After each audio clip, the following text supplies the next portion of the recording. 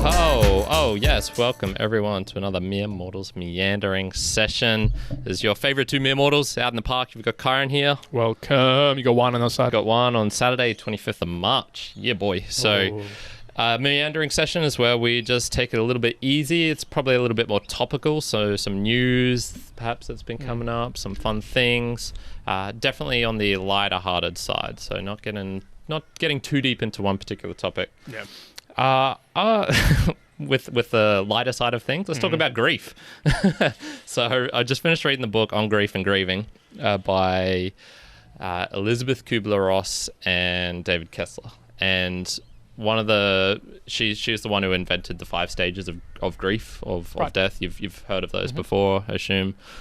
Denial, anger, bargaining, depression, acceptance. Those are the 5. A quick question for you. Do you think you can prepare for grief? So a loved one is going to die in the future, assuming they die before you. Do you think you can prepare for that? I think so. I think you What would you do can. to do that, you think? You could do... what? Is it a stoic style principle where you could essentially be in the feeling of predicting? Well, this has nothing to do with the book. This is just me asking you. No, exactly. But this is like that stoic mode of thinking when you wake up in the morning of, hey, I'm imagining that all my family members have been killed and then being grateful for that, but almost feeling that feeling of what it would be like. Maybe in a preparatory sense of, hey, this is what it would be like. I have heard this before. It's doing the acceptance piece before that action event happens. So there's the bargaining, there's the denial, there's the anger and all of that. There's some... I haven't listened to something. It's probably an article that I've read or a couple where it talks about finding acceptance first before it ever comes about. So to give you an example, not that it's like directly a person that I know, but someone that's close to my partner died 2 days ago. Wow. And so through that process as well, it was sort of helping out those individuals kind of working through that particular grief. Now, I'm not connected to it very directly, so for me, there wasn't so much going through those stages. It was more, I was already at acceptance very easily because I wasn't connected, but it was helping those, my partner and a mum going through those stages of, yes, the denial, the bargaining. Not that it was, a deep denial or bargaining, but you could see it. You can kind of experience it going through. Okay, I should just clarify here. Those stages, one, they are stuff that she made up. There's no scientific or hard data to indicate that this is actually what happens. And usually she was saying it's not a prescriptive thing. It's not you have to go through all of these things. Or 1, 2, 3, 5, you can go back and forth and all this. And it's very unlikely that it'll happen all within a day. No, exactly. So what I'm saying is there's logical views of like all of those different ones. I was like, oh yeah, you can understand that people would go through some forms of it one way or another. But ultimately, yes, it's the landing in the acceptance aspect of it. So, I mean, the only thing I could imagine in preparation for something like that would be, playing through that scenario in your mind and finding some sort of acceptance earlier before it actually happens. And then when it goes through, then, it's not. I don't think you can say zero. You can be completely in acceptance.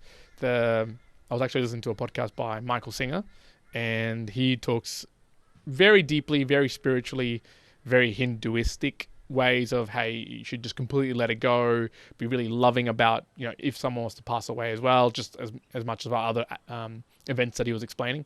And I feel like you can't go that far. You can't prepare so ultimately that you're not going to feel it. But the way that he was trying to explain it, and there's probably a better way to explain that I could ever think of, is that if you're a master at controlling your emotions and the like, you do feel the anger, you do feel the sadness, you feel the depression, but it's almost like writing on water.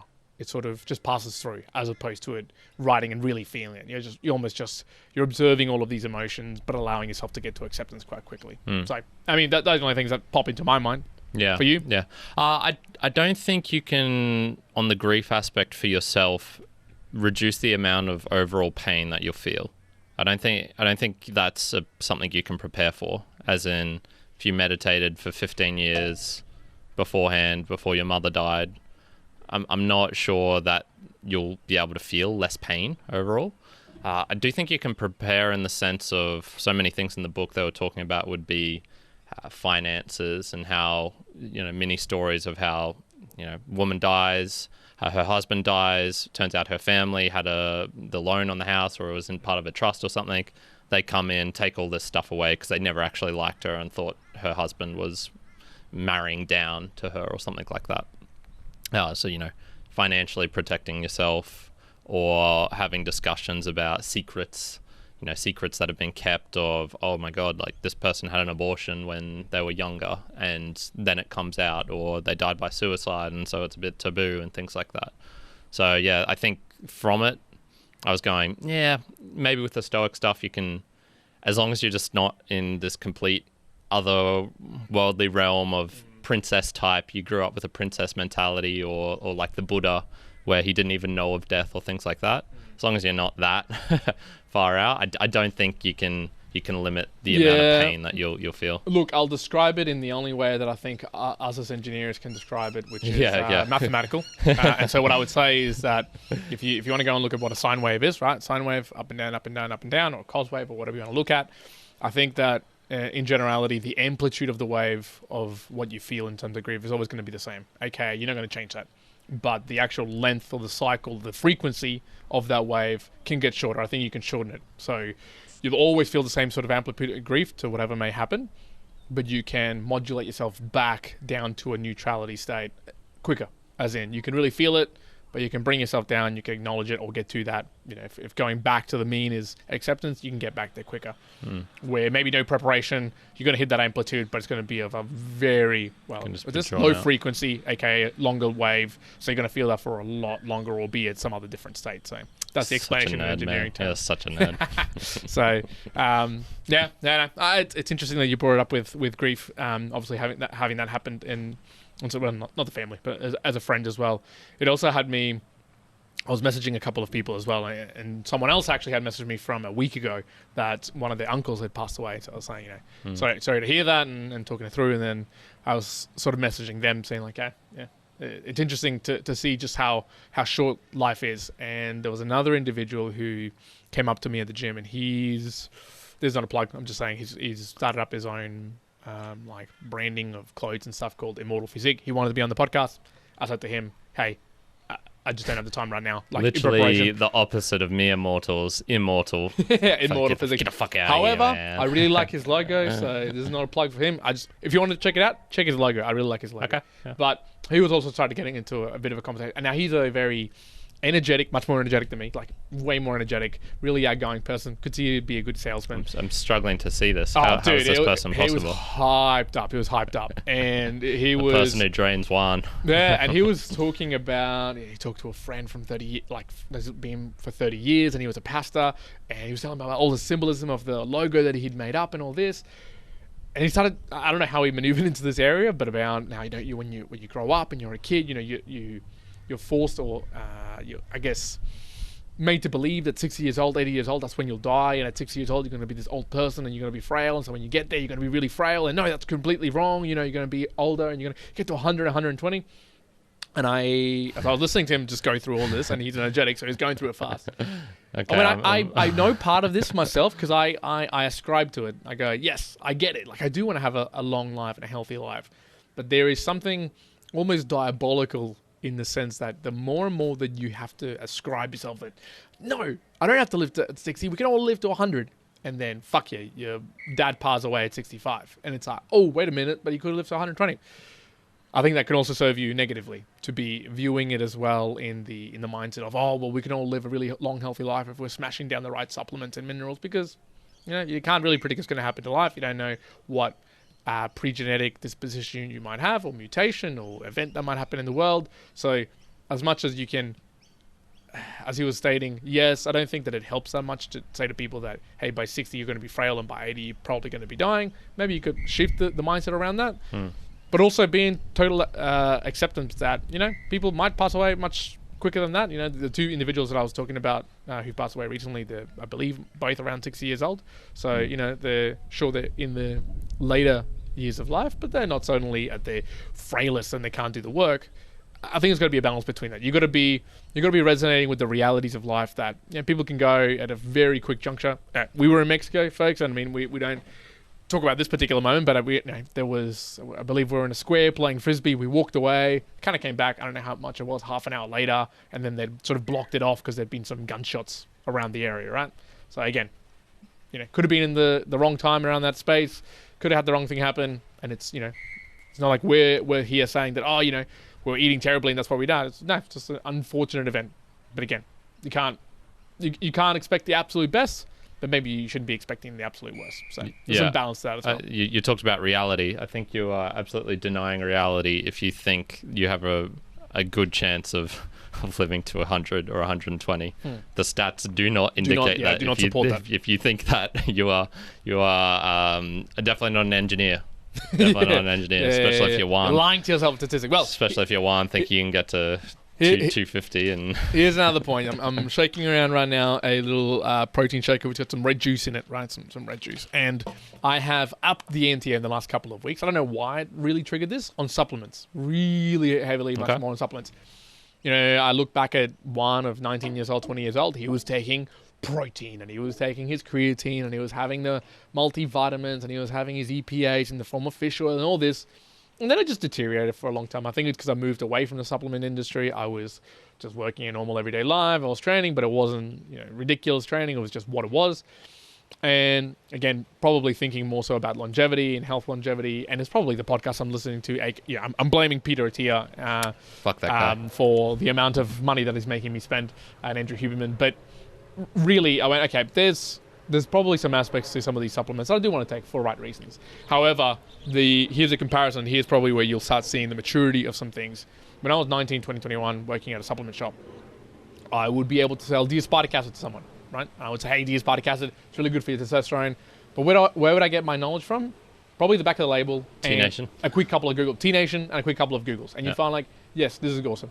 What I've started to do now is, hey, introduce supplements and things back into my life, or minerals, or as I was saying, fish oil, but doing a pretty, not super deep dive, but a relatively good dive into journals, into what does it actually state. So I think what really started me off with all of this was the principle of autophagy, and when autophagy actually kicks into the body based on fasting. And autophagy is just a reparation of your cells after a certain period of time when you're in ketosis. And that led me into some interesting discoveries of, hey, a lot of people talk about it, but what does the data actually say? What does journal paper say?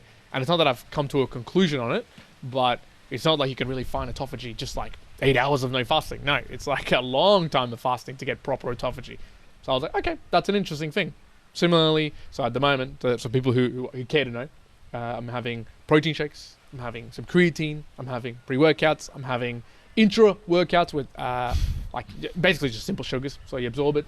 I'm having a combination of basically zinc and magnesium and what is it called? D-aspartic acid in this drink currently, and that's just a testosterone enhancer / calmer sort of supplement. Yeah. But each one of those, as opposed to what I would do when I was younger, I'm really looking into the journal articles around now, guided by people like Peter Attia, Andrew Huberman, others, where, hey, we'd read this article, here's a meta study, awesome, to understand it.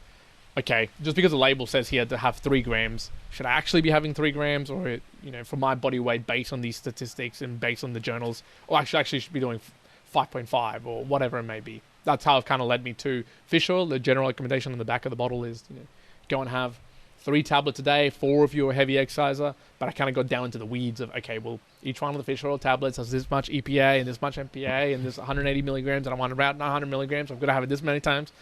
So there's more control, there's more reasoning behind it, as opposed to just pissing in the wind money and just being like, I just hope it kind of works. Which also in the same time has helped me want to take it in a regularity, in cadence, because I go, oh, okay, there's a reason I'm taking it. I've kind of researched it. Awesome. This makes a bit more sense. Now, again, bringing it back to longevity and all that. You need a baby, man. You've got too much time on your hands. Too much time, folks. Too much time. I haven't even talked about, running another business. Like, man, too much time on my hands to be able to think of this. In fact, my preparing for workouts at the moment, I sometimes spend half an hour preparing for workouts. What does that mean? As in, like, planning the workout. Like, I'll do this at the beginning, and then I'll do this, and I'll do this training, I'll do that training. Okay. Because my training at the moment changes. I'll get into this. My training at the moment changes your mic a bit closer, almost every day now. Almost every day. So what I'm going to find myself is I'm doing the usual bodybuilding type splits in there, but I'm bringing a little bit more of the CrossFit style workouts, HIIT workouts back in again. Okay. I just find them fun, but I'm able to do them on my own. So doing them on my own, I'll give this a shout out, because I don't know who runs this website. It doesn't say the name. You can send them money. I probably will. Pushjerk.com. Whoever keeps that website up, they've been keeping it up for 7 years or something, and they put a workout almost every day, and it's a very, very well planned CrossFit type workout. Okay. Awesome. Like, big shout out. Go check it out. Go give them money if you're going to follow them, but really, really informative. I can give you a comparison because I was starting to look at, do I pay for some workout plans and the likes of HWPO, which is Matt Fraser's Hard Work Pays Off, or Tia Claire Toomey's and Shane Orr's Proven competing one. And I had a look at their trials and what they presented. And this website basically is relatively the same for free. Now, it doesn't have a community thing, and you don't put a particular stat, although you can comment how many lifts you did or what the minutes are, so you can kind of partake in a community, but it's not really for that for me. And I went, man, whoever's keeping this up, freaking amazing.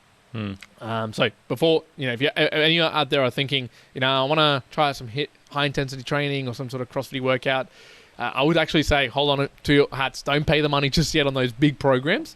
Go and have a look at pushjerk.com, because for me that has been really invaluable. Like, I'm using it almost daily. And when I say in terms of preparation, so I have my normal plan already of what I want to do on a day. Let's just say on a Wednesday I want to do legs, and so it includes this, and this. I'll have a look at the push jerk program, and then I'll kind of cherry pick. I go, okay, I want to do this section. I'll do that ab section. Then I'll do my section. Then I'll do the cardio section. I'll do this, and so that's why I've been saying to you off air that my workouts are starting to go from 50 minutes, 55 minutes to 80, 90-minute sessions. And been really fun, like really, really fun. Well, they should be, man. Yeah. So it's been good. Yeah, it's been really good. So that combined with the new supplements has been, really enjoyable until the baby comes. I just wonder how much of this is going to stick. Are you putting in all this effort now so you'll have something that you can just follow when the baby comes? Or is this... No. Yeah. There could be various parts to this, but I think the reason, one, is that I'm going to go as ham as I can until I can't anymore, basically, and then I'll settle into a different routine. There's one aspect of that. You have mentioned that, yeah. Is really just try and get as fit as possible before baby comes.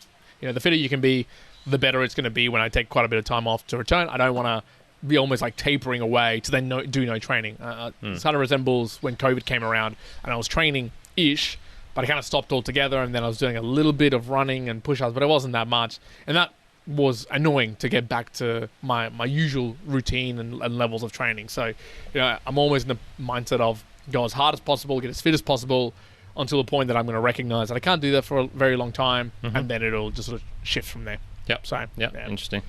Yeah, okay, there you go. Well, mine, I've had to become a detective. I wish I had one of those Sherlock Holmes hats so I could chuck on. Yeah. The mystery of the tickling tendonitis, of the elusive elbow. Mine's just starting to get a little bit better. My forearm problems that I had. Yeah. So, Kyron's talking about his problems. Mine hasn't been that long, but for the last 2 months, and definitely snatching was really fucking it up. But for whatever reason, just one being one, just continue to train. It's now slowly kind of gone away, and I've gone like, thank God. So yeah. But how's your detective efforts going on your tendonitis? I'm having to, the most abstract art and not art, mathematics. Where they're talking about the donuts, torus shapes and 7 dimensions. Man, they wish they had the level of abstraction that you need to figure out what's going on with this elbow. I swear to fuck, man, it's just. Trying to figure out exactly what it is that's pinging it, or which of these 3 or 7 or 20 different combinations of factors is hurting it. It's been annoying to say the least. I think I've gotten it down to one arm work was probably too much volume too quickly. Need to build into it a little bit more, and so lean off of that for a bit. And funnily enough, it's now just getting to the point where, okay, I think I just need to get some blood flow into it. And this could just be one of those little niggling injuries that maybe stays around forever, much like when I busted up my finger. It's fine now. There's no limitations or anything, except I can crack my right index ring finger. Yep. My right ring finger. On my left, I can't do that, and it feels as if I would hurt it by clicking that. To do so no real limitation. I'm sort of thinking the same thing might come out from the elbow. Slight little pain, as long as I just warm it up beforehand, it'll be good. And then some days I wake up and it's just totally fine. So, yeah. Yeah, it's frustrating. Anyway, I'm going to become a planche lord, and then I will become a one arm handstand king. Yeah, that's the plan. That's a progression. The planche isn't hurting it at all at the moment. Well, so. here's a. Unfortunately, being 6'1" is not helping it doesn't me help with that. Well, here's a mere mortals first. I haven't actually talked about this anywhere, not even yet to Karen or any friends, but it's been on my mind the last couple of days of how I need like a new challenge, or not so much a new challenge that's very immediate, but one that will map 3 babies. to one that will map to sort of the future of some of my eminent human being plans.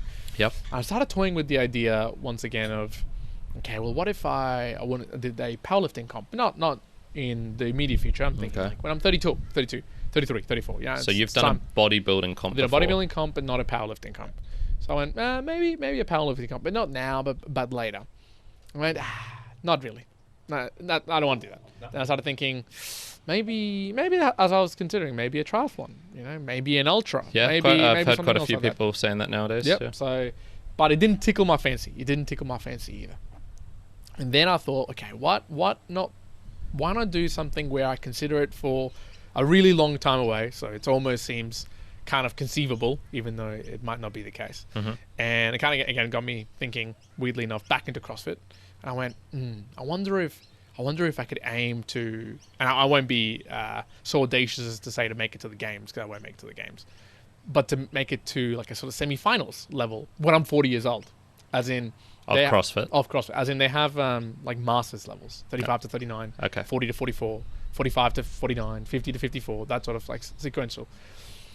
And I went, that might be like a kind of a cool target to target. Not it's like a year or two, it's like 10 years away, as in there's plenty of time for me to just build it up. It kind of goes towards what I want to eventually try to do, as in I think if push comes to shove, just off the top of my mind, I'd say I want to be incredibly VO2 max healthy type of style by 50, like by really 50. I'm happy with my strength to remain at exactly the same pace as it is, and that's fine, but I want to become a lot fitter, a lot I want to say it's not cardiovascular fit, but more preparedness, I guess I'll just say preparedness to be able to do quite a lot of different movements. And I went, you know what, probably targeting something like that ability to be at that level at that age puts me in the same path of what I'd be doing now, aka it's probably going to be the same type of workouts that I'm doing now, but gives me some renewed focus of, that's the reason I want to keep on going. There's a reason to keep on going beyond just the, hey, it's fun and whatever else. And I think, I don't know, obviously, because baby hasn't come yet, but when the baby does come, I do believe there's going to have to be something else just beyond my sheer discipline and wanting to get back to the gym that'll kind of get my ass into the process of, yes, I do want to spend the X amount of time doing this amount of fitness for another reason than just purely saying, just to be fit. I just don't see it now, but I'll try to, I'll look at it from another point of view and I go, I could see myself getting slightly lazy and not wanting to do it as much just purely because there's more of a focus in the family. And not to say that's a bad thing. I think it's to say I would like to have both focuses in their own gradual ways. And so that's why I was like, if I plan it in like 2 years, no way. It just seems too close. But really far away in that sort of amount of time, I go, that gives me some sort of focus in a long-term way that seems healthy, at least for me at the moment. Sure. Go for it. So there you go, folks. I'm putting it out there for people who want to be training in 10 years' time. Watch out. Decadely goals. Watch out. Is that's where it's at. Our next type of episode being released. Yeah. James clearly talks about getting 1% better every day. Yeah. I'm getting 1% better every 10 years. So watch out. Nice. Watch out. Well, when you're by 100 years, I'll be. Yeah, exactly. When you're living to 200, doesn't matter. You can do whatever the fuck you want. I'd live all of you. So the last topical thing I wanted to bring up was the bank runs that have been happening. Oh yes. So once again, it's not my forte in particular of this topic, but I listened to a fair few Bitcoin podcasts, and that's kind of been the topic du jour of what does that mean in French? Topic du jour. I don't know what du jour means. Oh, It's like the recent of the day. or something of the day. Yeah, That's what there it you is. go. There you go. Yeah. Jesus. So I've been watching it, and it's mostly uncertainty and doubt. It's like the bank's going to fail. What are they going to do? Are they going to print more money? Are they going to keep tightening? Are they going to do all this? Going to do all that? You follow the Australian financial stuff a bit, don't you? You're relatively in touch. What is there any uncertainty or doubt creeping in? Any of our banks going to fail, Juan? Well, not that that has been much of a place. However, I do know that the Australian banks now have to report some, even daily, around their crypto and their assets back to RBAs. Yeah, so I was looking. Credit Suisse, I think, was the 48th biggest bank in the world, and Commonwealth Bank is just under that, which is our biggest bank here in Australia. Right, okay. So another little tie in there in terms of scale of where Australia's at. Yeah, we're a minnow. We're a minnow people. I was talking to a few people about this. There is differentiation around how maybe the Australian regulators have allowed some of our baseline or the assets that are held within to be able to not have bank runs in essence. Right. In the US, there are some obviously that they had bank runs that they just printed money basically, or whatever. They loaned the money, which is just printing the money to kind of support them. I don't doubt that if that was to happen in Australia, that would be a similar thing. They would just support them to not fail out. But again, it's printing money and that devalues the currency, and that's probably why you saw a lot of people moving away into that sort of surge that we saw into Bitcoin. The one main call out, and this is a big shout out to Jeff Yu. Had him on the podcast, interviewed him a little while away. Ex-CEO of Binance Australia. Now, he himself helped to set up a lot of the exchanges, or the way that the exchanges here in Australia work with the banks. And one of the call-outs he's been making like a lot of Instagram posts, and it's sad that he's private on a lot of his social profiles, so I can't actually reshare a lot of his stuff into my own profiles or share it broadly. But here was an interesting one that he didn't call out the names, but we can kind of make a guesstimation of who they might be. There's two major banks in Australia that, for all intents and purposes, that's where most of the money for all of the crypto exchanges sit on, and all of them are unregulated. All of the crypto exchanges that there are, all are unregulated. There's only one regulated now Bitcoin fund that where you can buy as a not as an insto, but as a just regular immortal, that you're actually registered correctly with the Australian Bank, and that's through Monochrome, through Jeff's new company. That's the only one. Everything else, it's unregulated. And he was making the call in some of his posts, again, if there was to happen, right, we would have other problems. But if one of these banks had a bank run or had to get pulled out because of their crypto assets, most of these crypto exchanges are only funded back to these two banks. If one of them or two of them were to go on a run for whatever reason, all of the exchanges are crispy gone. They just evaporate into thin air because of all of those assets would be tied back to those banks, and then that's where it would be the linking of what would sort of stuff up. Again, if we're having bank runs of sort of major banks here in Australia, we're in for some fucking tough times here in Australia because, what is it, Signature Bank and SVB, they weren't the major banks of America. 18th or 16th biggest. They're big banks, but it's not, one. It wasn't affecting a lot of people. And this is like a relative sort of term. But if, some of those large companies, we're talking like JP Morgan or Goldman Sachs in the US, if they were going bank runs, hey, there's going to be some real problems. I guess because Australia is a minnow. But if we had our really big banks, Commonwealth Bank, going bank runs and have to be bought out or something else, hey, we'd feel it hard here in Australia. And I guess that was his main call. That's the only real thing that I've seen. Again, if we have that though, sure, it's going to impact maybe your crypto exchanges and the like, but I think it's going to be a hell of a lot more pain elsewhere because of something like that happening. What's the reality of it happening? I don't know. There's a lot of fear mongering you see in the. Here's what happens in the financial review. I'll tell you this daily financial review.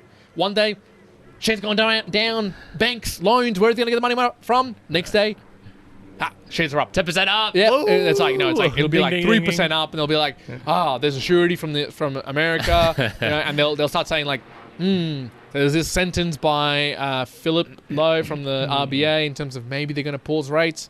Over in America, they raise the rates by a quarter, and now the very next day, we're likely to have the next raise rate. Like, there's going to be a problem. Reminds me, I think his name was Mr. Market. You ever heard of that concept? Mr. Market? Yeah. It was. I'm pretty sure it was from the book on Smart Investing, or it was an investing book, and they had this concept of this guy called Mr. Market, and he was basically this bipolar guy who would come in, wreak havoc. He would be super happy one day, the next day he would just be, wanting to slice his wrists and whatnot. And that's the market. It was up and downs. Yeah, it was putting human emotions on this ephemeral force thing that happens when we trade, and putting human characteristics on it. And it's funny, you jump on Twitter or something and you see it. You see like the up and downs, the almost the weird glee of people who are like, yes, I want it all to burn down to the ground, a la Joker style.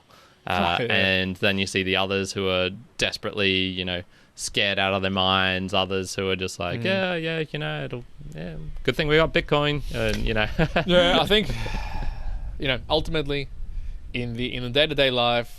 You look at the news, like, there's a bit of fear-mongering, obviously. There's a bit of sensationalism. But I have no doubt that underlying most of the financial systems, broadly, this is not just Australia, across the world, like, there's going to be some pain of the ton load of assets that are now sitting on, lower interest rates, and with high interest rates, they're not really getting the repayments. And if they had to sell, this is the big thing, if they have to sell them at a loss, then they're shit out of luck. It's in terms of the amount of losses that they're going to actually come into fruition, much more than it would matter for one individual to do so. It would be, quite dramatic. Do I think it's going to happen relatively soon? I mean, if you look at the news, it seems like, fuck, the world's ending. It's going to happen. I don't think it's soon, but I do anticipate a day somewhere far enough in the future where there's a real reason why I have Bitcoin. Yeah. Because I can totally see some level of hyperinflation happening, a la in Argentina, Spain, Greece, Venezuela. They're not, there was no fun of living in hyperinflation. Yeah, I'm not sure Argentina's hit hyperinflation yet, but they're getting close. They're getting close. It's at 100%, I think, at the moment. Right. And I think there's a certain number when threshold you reach for it. But Venezuela, right? It's pretty close. I had a few articles and saw a couple of videos, and I was like, man, that would suck. I was actually talking to someone from Zimbabwe, and they were giving the analogy that, well, not analogy, the direct actual things that happened, which was, they get the paycheck, and everyone would just go and buy, white goods, washing machines, fridges, because then they would store them, and so you'd have like 7 washing machines at home, and then you'd try to resell them or barter with them because it'd be worth more than the currency would be, right? So I think that's probably coming to a country near you in some relations. When it's going to happen, unsure, but I think it's going to get there at one point or another. I wouldn't be rushing right now, let's just say, to be going to move your money out of banks. I wouldn't be rushing, but I would be considering the reality that, what if that financial system that we sort of base ourselves on starts becoming slightly more shakier. And it could become heavily shakier if something like World War III was to come upon us, some other random, atrocities. Okay, then it puts that extra pressure, and that might be the release valve that's needed to just kind of crumble that and, transfer people over to something like Bitcoin or whatever else might be around. I can't say I've been actively trying to suppress the urge to buy more Bitcoin, just be like, it's really proving the example of the classic chancellor on the brink of default, bailouts or something like that, which was in the Genesis block of Bitcoin. Man, all I can say is I am so glad I didn't have to go through 2008. I was 16, so money didn't matter to me. I had none and things like that. But imagine going through all that and not having something like a Bitcoin to look at and go, man. Where do I turn to? What would the white goods be here in Australia that would get air cons, I guess? Yeah. Everyone probably bitches about the weather enough that air cons would be lots to go. of fans, probably. Couple of refrigerators, refrigerators. It's not even that hot here. Some big eskies, some humongous like ice fridges. It'd be something like that. Nah, it doesn't get ridiculoly hot. There are some hot days. Ice baths. That'll be the new currency of the future. Ice baths. There's enough people talking about it. Current trends as well. Oh, I'm gonna buy out. I'm gonna just get every single ice fridge you can buy of like 600 liters, 900 liters. Yeah. And then everyone will have to come to me.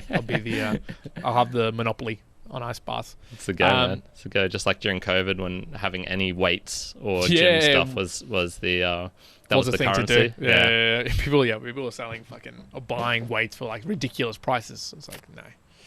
Yeah, Very good. Indeed. Very good. Mr. Market was an allegory created by investor Benjamin Graham. I should have known this. So it was in the it was probably in his book. Yes, The Intelligent Investor. If you want to know more about Mr. Market and that crazy guy, is Benjamin Graham the Australian guy? No, I'm pretty sure it was American. Yeah, I can confirm that for you with one click of the button. British-born American economist. Professor and investor. 1894. Whoa, he was old as shit. Yeah. 1894 to 1976. Look at that. There you go. How crazy is that? 1894. Just people born in the 1800s. Seems like it's a long time ago. Such a world away, man. Such a world. All right, we're going to leave it there, folks. Thank you so much for tuning in for the Immortals here today for the Meandering session. If you did enjoy, if we provided some value, if we provided some laughter or some insightful thinking, what we ask from you is to send through the value back.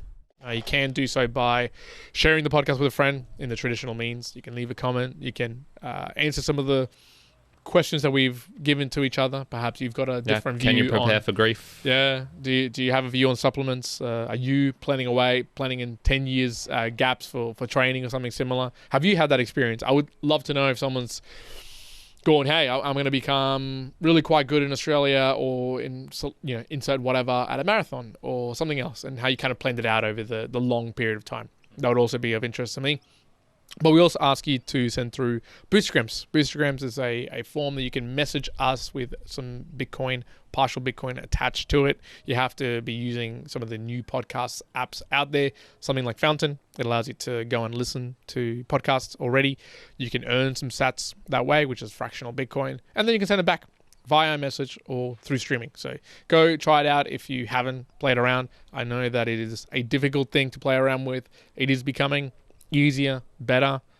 Have a Google at the very least. If we can only leave you with one thing, go and Google. If you don't know what Bitcoin is, I would probably say go Google bitcoin.com and just go read about that, or go read the white paper and maybe understand why we're asking for that particular value. We were saying it's the form that we want to be presented back with the value, and obviously the commentary that comes back to us is also valuable, and we read them out during our musings conversations, which is 7 p.m. Australian Eastern Standard Time live as well, so you can join us in on the fun.